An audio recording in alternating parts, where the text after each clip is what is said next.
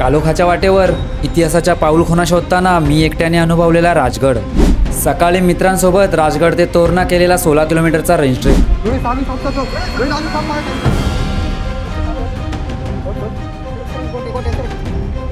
बरेच adventure experience आणि या दादांची झालेली मोलाची मदत. खाली उतरल्यानंतर आमची गाडी लावली राजगडला.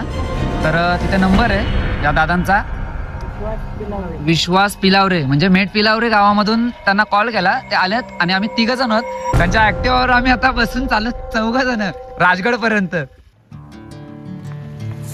तर नमस्कार मित्रांनो, मी तुमचा सोलो ट्रेकर तेजू, सह्याद्रीचा राजकिडा. तर आजचा आपला सोलो नाईट ट्रेक असणार आहे किंग ऑफ गड, गडांचा राजा, सगळ्यांना माहीत असेलच. तर आज आपण चालू राजगडला आणि आता वाजले 4:30 आणि आपल्याला जायला कालोख होईलच. आणि तसंही तुमच्या या राजकिड्याची सुरुवात ही रात्रीच होते, तुम्हालाही माहीत असेल.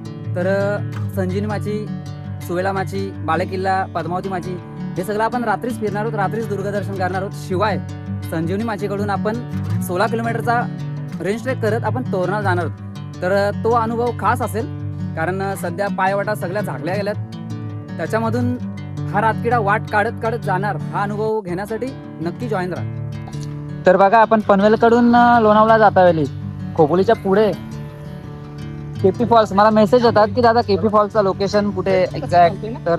तर खोपोली बस स्टँडवरून आपल्याला झिनीत कॉलनी आणि दत्त मंदिरपर्यंत गाडीने जाता येते. तिथून 30-35 मिनिट जंगल ट्रेक करून आपण केपी फॉलपर्यंत पोहोचतो. तर बघा, आपण खोपोलीमधून वर लोणावळ्यामध्ये आल्यानंतर लोणावळ्यापासून पुढं हा पुणे बायपास रोड आहे जो साताऱ्याकडे जातो. आपण त्या बाजूने आलो आणि इकडून हा रोड जातो साताऱ्याला. पण बघा, तिथून एक ब्रिज आहे, मुठा नदी आहे. म्हणजे एवढं लक्षात येईल की मुठा नदी आहे. मुठा नदीपासून थोडं 500-600 मीटर पुढे आल्यानंतर आपल्याला सरळ सातारा रोड तिकडे पुढे न जाता इथून डाव्या बाजूने खाली ब्रिज आहे, इथून डाव्या बाजूने जायचंय आणि पुढे ब्रिज आहे. ब्रिज पासून राईट मारून आपण जातो सिंहगड रोडला. तर बघा, तिथून थोडं पुढे आलो, 2 मिनिटावर आपल्याला हा ब्रिज लागतो. या ब्रिजच्या खालून आपल्याला पुढे जायचंय. का आपण त्या ब्रिज खालून पुढे आल्यानंतर आपण निघतो इथे शॉर्टकट. ज्या गाड्या इकडून निघतात बघा, या शॉर्टकट, आणि आपण डायरेक्ट शॉर्टकट निघतो धायरी ब्रिजवरती. धायरी ब्रिजवरून पुढे गेल्यानंतर हा इथे हा धायरी ब्रिजचा हा टर्न लागतो. या टर्न पासून डायरेक्ट यू टर्न मारायचा आपल्याला आणि सरळ यू टर्न मारून तिकडे निघायचंय. तर बघा, आपण तिथून पुढे आल्यानंतर इथे पोहोचतो नांदेड फाटा. हा नांदेड फाटा आहे. इथून आपल्याला 2 रस्ते आहेत, एक डावीकडे जातो, एक उजवीकडे. तर आपल्याला डावीकडे जाता उजवीकडे जायचंय तो रोड. तर नांदेड फाट्यापासून पुढे आल्यानंतर आपल्याला खडकवासला डॅम लागतो. खडकवासल्यापासून सरळ पुढे आल्यानंतर आपण इथे पोहोचतो. बघा, हा जो रस्ता आहे तो जातो सिंहगडकडे. आपल्याला इकडे न जाता आपल्याला इथून राईट जायचंय. हा राईट जाणारा रस्ता जातो डायरेक्ट पावेघाट. पावेघाट उतरून आपण राजगडकडे उतरतो डायरेक्ट. तर त्या रोडने म्हणजे खडकवासला रोडने सरळ पुढे आल्यानंतर आपल्याला इथे 2 टर्न लागतात. तर एक सरळ जातो, तर सरळ न जाता आपल्याला इथे हा खानगाव फाटा आहे, इथून आपल्याला लेफ्ट मारून जायचंय डायरेक्ट. तिथून पुढे आपल्याला राजगड तोरणा अंतर राहतो फक्त 19 किलोमीटर. तर मित्रांनो, पावेघाटातून रात्री एकटे जात असताना शक्यतो काळजी घ्या. जरी हा कोणता नॉर्मल प्राणी असेल, पण इथे वन्य प्राणी बरेच आढळतात. तर बघा, आपण पावेघाटातून उतरल्यानंतर इथे पोहोचतो. हा पापे फाटा आहे. समोर जी कमान दिसते पापे फाट्याची, तर इथून आपल्याला त्या कमानमधून डाव्या बाजूला जायचंय राजगडसाठी आणि उजव्या बाजूला तोरणागडाकडे जातो रस्ता. इथे दिलाय बघा, तोरणा इथून 11 किलोमीटर उजव्या बाजूला आणि राजगड डाव्या बाजूला. तर आपल्याला तोरणाला जाण्यासाठी राजगडकडून पण एक मार्ग आहे. तर पावे फाट्याच्या कमानमधून आपण डाव्या बाजूला आल्यानंतर आपण पोहोचतो इथे खरीव फाट्यावरती. तर बघा, इथे दिलंय राजगड, इथून आतमध्ये जायचं आपल्याला. तर बघा, आपण खरीव फाट्यातून आतमध्ये आल्यानंतर आपण पोहोचतो या पुलावरती. कानंदी नदीचा हा पूल पार करून आपल्याला पलीकडे वाजेघर गाव लागतो आणि वाजेघर पासून आपण डायरेक्ट पोहोचतो पाली दरवाजापर्यंत. राजगडावर जायला पाली दरवाजाकडून सोपा ट्रेक असला तरी इथपर्यंत यायला रस्ता बराच खराब आहे. तर बघा, आपण खरीव गावाच्या पुढे आल्यानंतर पाल बुद्रुक म्हणजे या बाजूला एक गाव आहे. आपल्याला इथे 2 फाटे आहेत, एक डाव्या बाजूला एक उजव्या बाजूला. तर आपल्याला उजव्या बाजूला न जाता डाव्या बाजूला सरळ पुढे जायचंय राजगडकडे.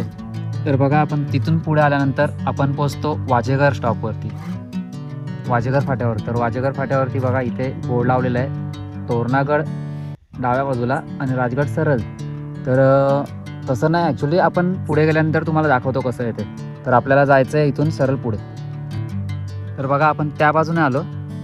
वाजेघरपासून थोडं पुढे आल्यानंतर या बाजूला आतमध्ये दाखवतो तुम्हाला.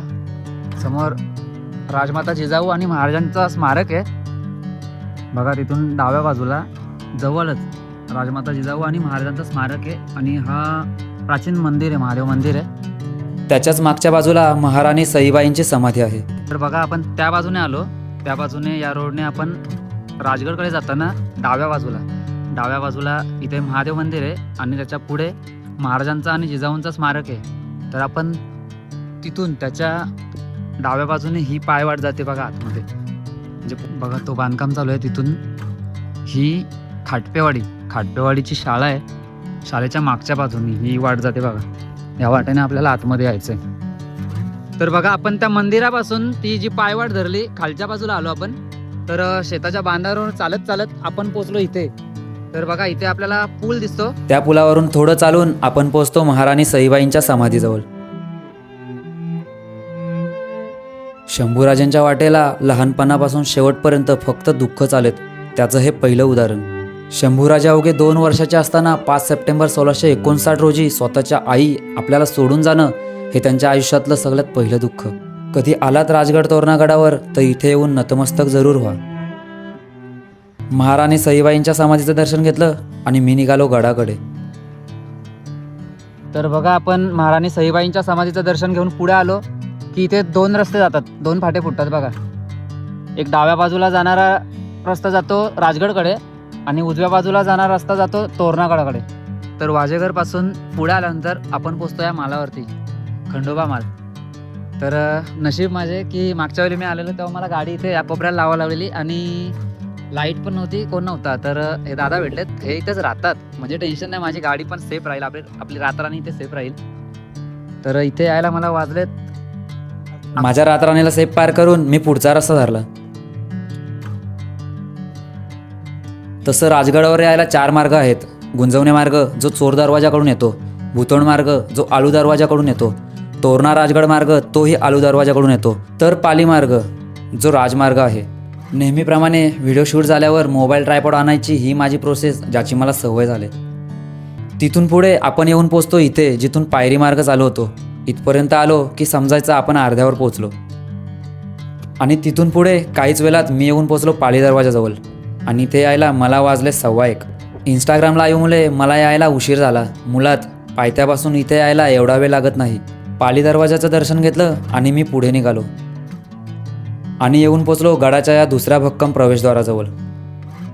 तर बघा आपण या दरवाजातून आतमध्ये आल्यानंतर आपल्याला इथून पुढे झोपण्यासाठी राहण्यासाठी जागाच जागा. बघा इथे तेवढी आहेत, म्हणजे इथे टेंट लावू शकतो एवढी जागा आहे आणि त्या देवडीमध्ये तर मोठा टेंट लागेल, भरपूर जागा आहे. तिथून थोडं चालत आपण येऊन पोचतो पद्मावती माचीवर असलेल्या या सदरेजवळ. सदरेवरून डाव्या बाजूला खाली उतरलो की आपल्याला दर्शन होते रामेश्वर महादेव मंदिराचे.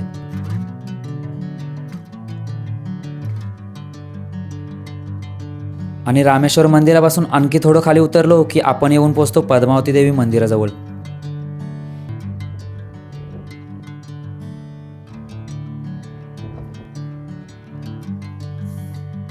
दोन्ही मंदिरात आधीच काही ग्रुप येऊन थांबले होते.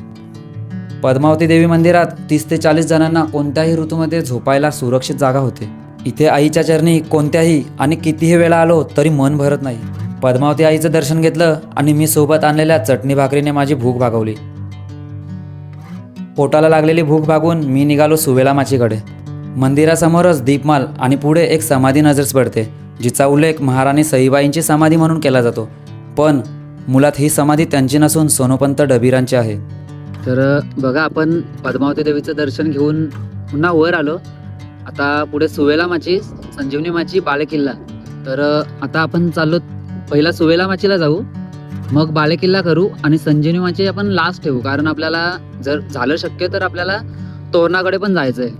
तर मला वाटत नाही शक्य होईल, कारण भावानो बघा धुकं किती आहे, काहीच दिसत नाही. जर ही टॉर्च नसती माझ्याकडे तर मला तर वाटतंय माझी हेड टॉर्च आणि बाकी टॉर्च असून पण मी रस्ता चुकलो असतो. आता मी सदरेवर उभा आहे बघा, इथे काय एवढा जवळ उभा आहे तरी पण एवढा ब्लर दिसतोय, मला डोळ्यांनी ब्लर दिसतोय, कॅमेऱ्यामध्ये तर लांबचीच गोष्ट आहे. तरी आपण शक्य होईल तेवढं आपण दुर्गादर्शन करू, सगळं दाखवण्याचा प्रयत्न करतो. तर बघा सदरेपासून इथे हा वर जाणारा रस्ता जातोय बालेकिल्ला आणि संजीवनी माचीकडे, आणि खालच्या बाजूने जाणारी वाट जाते सुवेला माचीकडे. इथे ही पाटी लावलेली आहे बघा. इथून बरंच चालायचंय सुवेला माचीकडे. तिथून पुढे आल्यावर आपल्याला हा तटबंदी दरवाजा दिसतो, जसा संजीवनी माचीवर सुद्धा आहे. तर बघा तिथून पुढे आल्यानंतर म्हणजे सुवेला माचीकडे जाता वेळी इथे 2 वाटा आहेत. तर इथे खाली जाणारी वाट जाते गुंजवणे दरवाजाकडे. आपल्याला खाली नाही जायचं कारण धुकं किती आहे काही दिसणार नाही, त्यामुळे खाली न जाता आपण डायरेक्ट चालू सुवेला माचीकडे. सुवेला माचीकडे जाताना आपल्याला पहिल्या मारुतीरायाचं दर्शन घडते. इथून पुढे आणखी एक मूर्ती सुवेला माचीवर आहे. धुकं एवढं होतं की दोन्ही बॅटरी लावून सुद्धा पुढचं काही दिसत नव्हतं. तिथून पुढे आपण येऊन पोहोचतो चिलकती बुरुजाजवळ, ज्याच्या उजव्या बाजूने माचीकडे जायला छोटा दरवाजा आहे. तिथून थोडं पुढे आपल्याला दर्शन होते गणपती बाप्पाचे. दोन्ही माचीवर किमान 15-20 फूट खोल दुहेरी तटबंदी आहे, जिचं वर्णन करणं अशक्यच. तिथून पुढे मी येऊन पोचलो सुवेला माचीच्या शेवटच्या टोकावर, जिथे आणखी एक मारुतीरायाचे दर्शन होते. सुवेला माचीवर एवढा वारा पाऊस आणि धुकं होतं की माझा सोबती ट्रायपॉडसोबत मोबाईलही खाली पडलं. पूर्ण भिजल्यामुळं मी पुन्हा मंदिराजवळ आलो आणि ठरवलं बाकी दुर्गदर्शन सकाळीच करू. 1.5-2 तास झोपेने मला रात्री आलेली थंडी नाहीशी झाली आणि मी निघालो बालेकिल्ल्याकडे.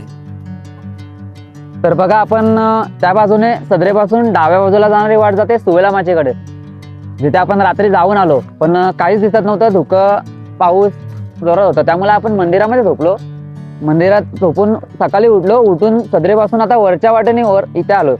इथे आल्यानंतर आपल्याला 2 वाटा दिसतात बघा. इथून वर जाणारी वाट जाते बालेकिल्ल्याकडे आणि उजव्या बाजूला जाणारी वाट जाते संजीवनी माचीकडे. तर बालेकिल्ल्यावरून जाऊन खाली आल्यानंतर परत आपण या बाजूने जाणार. संजीवनी माचीकडून आपण तोरणागडाकडे जाणार.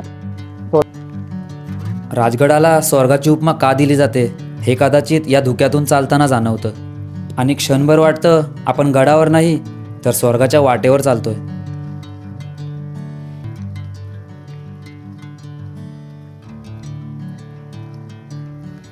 तर बघा आपण तिथून पुढे आल्यानंतर आपल्याला हा रॉक पॅच लागतो. राजगडच्या बालेकिल्ल्यावर जायला आपल्याला इथून जायला लागतो. तर हा थोडा टप्पा अवघड आहे आणि थोडा स्लिपरी पण आहे बघा. पाणी तिथून वाहतंय तर पाय स्लिप होण्याची भीती पण आहे, त्यामुळे आलात तर थोडी काळजी घेऊन वर जा. हा अवघड रॉक पॅच चढून काहीच वेळात आपल्याला समोर नजर पडतो बालेकिल्ल्याचा महादरवाजा. कातळात कोरलेल्या पायऱ्या चढताना इतिहास अक्षरशः आपल्या पावलांसोबत चालतोय असं वाटतं. महादरवाजातून वर आलो की समोरच आपल्याला दर्शन घडते जननी देवी मंदिराचं. मंदिर आकारानं छोटं असलं तरी या गडाच्या इतिहासात आणि श्रद्धेत त्याचं खूप मोठं स्थान आहे. तिथून पुढे या सरळ पायऱ्या चढून आपण पोहोचतो चंद्रटाक्याजवळ. चंद्राचा आकार असल्यामुळं याला चंद्रतळे म्हणतात. त्याच्याच पुढे ब्रह्मर्षी ऋषींचे मंदिर आहे. बालेकिल्ल्याच्या सर्वोच्च माथ्यावर गेल्यावर समोरच आपल्याला सदर आणि मागोमाग 2 राजवाड्यांचे अवशेष आणि बऱ्याच उद्ध्वस्त वास्तू बघायला मिळतात. बालेकिल्ल्याचं दर्शन घेतलं आणि खाली येता येता मला एक ग्रुप भेटला, ज्यात काही दादा या रातकिड्याला ओळखत होते. काल आपण राजगडच्या पायथ्याला आलो होतो, तर आज सकाळी आपण सकाळी 6 वाजता ट्रेक चालू करायला सुरुवात केली. गडावर तर कोणच दिसलं नाही, फक्त पहिला ग्रुप तर आपचाच दिसला. आम्ही सगळे दौंडवरून आलेलो आणि येताना आम्हाला गडावरून येताना एक व्यक्ती दिसली आणि आम्ही विचारले की सहज तुम्ही कधी आला, तर ते म्हणले मी रात्रीपासून गडावरच आहे. तर ते जवळ आल्यानंतर मी त्यांना ओळखलं. त्यांचा यूट्यूब चॅनल आहे त्यांचा राजखेडा, तर मी सरांना ओळखलं आणि त्यानंतर त्यांनी आता सुवेला माचीकडे जाऊन वगैरे आलेले आहेत. ते आता ते मे बी अजून एक्सप्लोर करून खाली उतरतील. पण आमचं भाग्य की आम्हाला एक हाडाचा ट्रेकर आज गडावरती भेटला. धन्यवाद धन्यवाद सगळ्यांना धन्यवाद. आणि त्यांनी आतापर्यंत खूप ट्रेक केलेले आहेत. त्यांचा युट्यूबवरती चॅनल आहे, इंस्टाग्रामवरती पण आहे आणि ते मेनली रात्री ट्रेक चालू करतात. म्हणजे रात्री 7-7:30 गाड्याच्या पायथ्यापासून ते चालू करतात. दिवसा शक्यतो मी त्यांचे व्हिडिओ पाहिलेले नाहीत, पण म्हणून त्यांना सह्याद्रीचा राजखेडा असं म्हटलं जातं. फॉलोअर्स आपले मराठी माणूस आहेत. भावासाठी सगळ्यांनी एक घोषणा द्या. छत्रपती शिवाजी महाराज की जय. भवानी धर्मवीर छत्रपती संभाजी महाराज की जय. नंतर दादांनी माझी मुलाखत घेतली. मी राहतो पनवेल रसायनीमध्ये, माणिकगडाच्या पायथ्याला वाशिवली गावामध्ये. आणि गड किती झालेत ती मी गिनती ठेवत नाही दादा, कारण मी प्रत्येक गडावर आता पावसामध्ये मारुतीरायाला शेंदूर राहत नाही म्हणून मी पावसाळ्यामध्ये शेंदूर पाठीना घेत नाही. तर मी एखाद्या गडावर शेंदूर लावण्यासाठी माझ्या 4-5 फेऱ्या होतात. तर अशा राजगडला आता ही माझी 5वी फेरी आहे आणि बघून आलो शेंदूर आहे मूर्तीला, पण पावसाळ्यानंतर माझी परत एक फेरी होईल, ती माझी 6वी फेरी असेल. तर अशा प्रत्येक गडावर माझ्या 4-5 फेऱ्या होतात, त्यामुळं मी काउंटिंग ठेवत नाही माझे गड किती झालेत ते. राहिली गोष्ट काउंटिंग ठेवणं म्हणजे ते एक अचिव्हमेंट झाली, बरोबर ना, अचिव्हमेंट झाली की एवढे एवढे गड मी केलेत. तर तसा भाग नाही, एक गडावर 5 वेळेला जायला मला आवडतो, 5 वेळेला 5 गडांवर जाण्यापेक्षा. आता मी लास्ट पावनखिंड पण करून आलो, 30 आणि 1 तारीख पावनखिंड 52 किलोमीटर मी 11 वाजता सुरुवात केलेली, रात्री दुसऱ्या दिवशी 12:30 वाजता पोचलो. आणि आजचा माझा प्लॅन होता राजगड रात्रीच पूर्ण दुर्गदर्शन करून संजीवनी माचीकडून मी तोरणाचा ट्रेक करणार होतो 16 किलोमीटर, पण धुकं आणि पावसामुळे मला ते नाही शक्य झालं. पूर्ण भिजलो आणि कपडे पण चेंज केले, मला लिटरली आहे ना पूर्ण थंडी भरलेली. मी मंदिरामध्ये झोपलो, झोपून उठलो आणि मग इकडे आलो. आता एक दादा आहेत पुण्यातून, माझे म्हणजे फॉलोअरच आहेत, ते दादा येतात, त्यांना माझ्यासोबत ट्रेक करायचा होता. तर आता त्यांना बोलवलं आहे, त्यांच्यासाठी मी थांबतो थोडा आणि मग त्यांना घेऊन मग माझ्यासोबत असतील ते तोरणाकडे.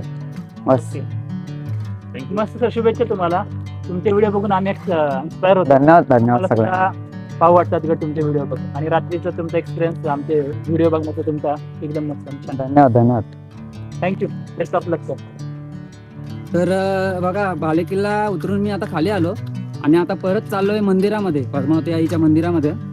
कारण पुण्यातून एक दादा येतात, धनराज पाटील दादा, त्यांना आपल्यासोबत ट्रेक करायची इच्छा होती. म्हणजे त्यांना रात्री जायचं होतं, पण रात्री आपण कोणाला सोबत घेत नाही. तर आता रात्री धुकं पाऊस जास्तच होतं, त्याच्यामुळं मग मी मंदिरामध्ये झोपलो आणि सकाळी उठून बालेकिल्ल्यावर गेलो, बालेकिल्ला करून आलो. आता मंदिरामध्ये चाललो, त्यांची वाट बघतो. मग ते आल्यानंतर संजीवनी माची करून तिथून मग तोरणाकडे निघणार 16 किलोमीटर रेंज ट्रेक करत. मंदिरात आलो तर देवीची आरती चालू होती.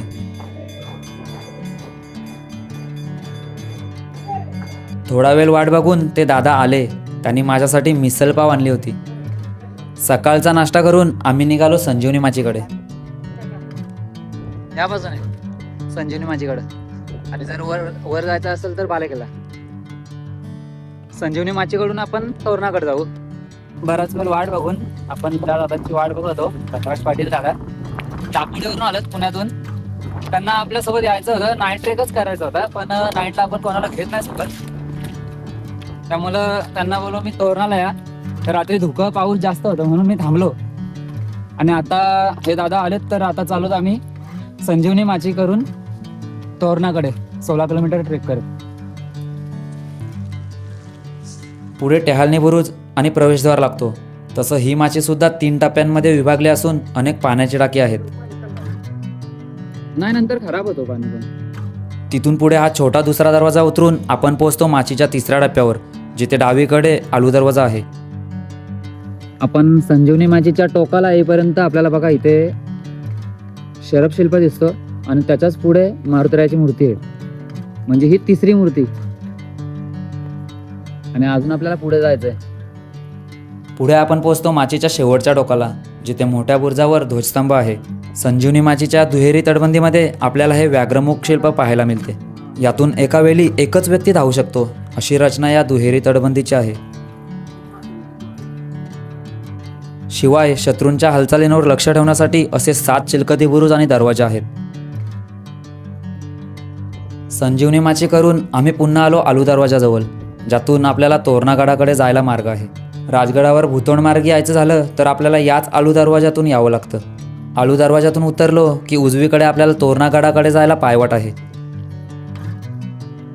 पुढे गेलो की आपल्याला हा कठीण टप्पा लागतो, जो उतरताना जोराच्या हवेमुळे बाजूला तोल जाण्याची भीती असते. तिथून पुढे आलो आणि मला दर्शन द्यायला माझ्या मागे आला साप.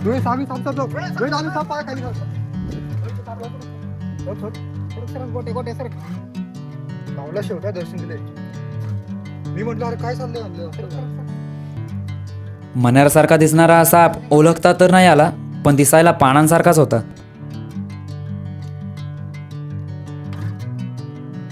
तर इथून उतरल्यावर हा रस्ता लागतो, जिथून थोडं पुढे डाव्या बाजूला जाणारी वाट घेऊन जाते आपल्याला तोरणागडाकडे.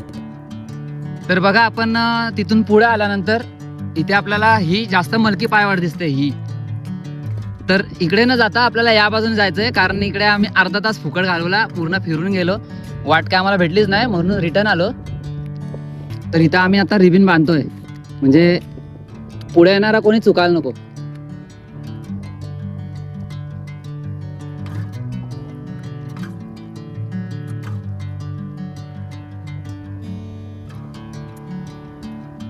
वाढलेल्या झाडीमुळे पावसाळी हा राजगड तोरणा रेंज ट्रेक करणं थोडं अवघडच आहे.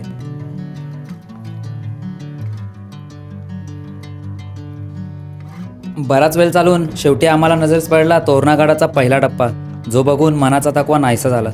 तिथून थोडं पुढे आपण पोचतो या सीडीजवळ.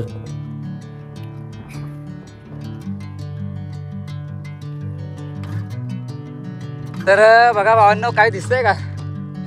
ह्याच्यातून आलो, जवळचा पण काय आम्हाला दिसत नव्हता, यायला उशीर झाला आणि येऊन पोचलो तोरणागडाच्या. इथून ही सीडी चढल्यानंतर आपण पोचू बुदलामाचीवर. सीडीचा हा टप्पा पार करून आम्ही निघालो पुढे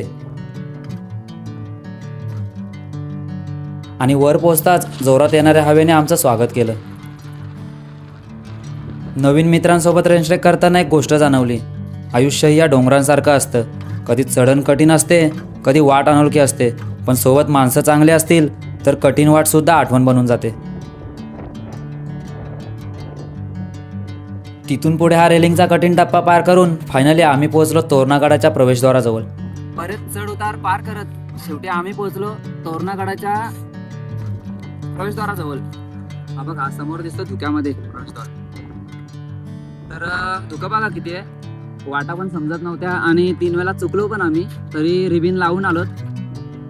आणि आता आम्ही गडावर म्हणजे तोरणागडावर न जाता इथून खाली उतरणार, कारण जिथे आम्ही गाडी पार्क केली तो दादा कॉल करतोय सारखा, त्याच्या स्टॉलवरती आपण हेल्मेट ठेवलेत. तर हेल्मेट आणि इथून खाली उतरल्यानंतर शेअरिंगने जाणार. बघू, आपल्याला जर गाडी लवकर तर बरंच होईल, परत घरी पण जायचंय. तर भावांनो, तोरणागड खाली उतरल्यानंतर आमची गाडी रावली राजगडला. तर तिथे नंबर आहे या दादांचा, विश्वास पिलावरे, म्हणजे मेट पिलावरे गावामधून त्यांना कॉल केला, ते आलेत आणि आम्ही 3 जण आहोत. त्यांच्या ऍक्टिव्हावर आम्ही आता बसून चालत 4 जण राजगड पर्यंत, आणि मग तिथून आम्ही गाडी घेऊन मग घरी निघणार आहे. हे दादा निघतील पुण्यापर्यंत. तर माझा हा ब्लॉग आवडल्यास लाईक, कमेंट, शेअर करून आणखी असे डे नाईटचे ब्लॉग बघण्यासाठी आपल्या यूट्यूब चॅनलला सबस्क्राईब नक्की करा आणि बेल आयकन दाबायला विसरू नका. भेटू अशाच एका नवीन ब्लॉगमध्ये.